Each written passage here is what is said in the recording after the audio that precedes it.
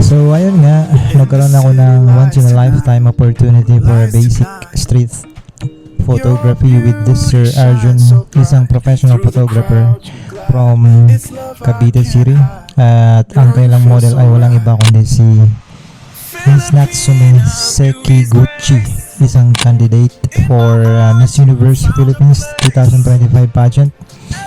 So ang gamit kong camera ngayon ay Sony ZV-E10 with Sigma 56mm. Alam naman natin ang APS-C cameras ay struggle talaga lalo na sa low light conditions. Pero buti na lang may dalang professional lighting si Sir Arjun at konting tweak lang sa Lightroom. Ang gaganda ng result ng mga photos at satisfied talaga ako. Ayun na nga, sana magustuhan nyo itong videos na to. Sa totoo lang, hindi naman talaga ako invited dito, so kung mapapansin nyo na sa likod lang ako pitik-pitik kung may pagkakataon, kung may chance na makuha yung magandang angle, magandang view.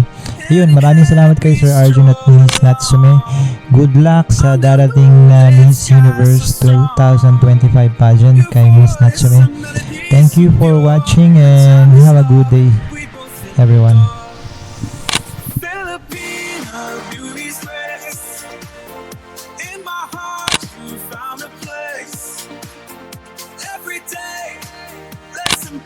Your smile lights my space in your love, sweet embrace. To dance in life's romance, a journey we both take for lost time to say. A story, a sweet dance. Filipino beauty's grace.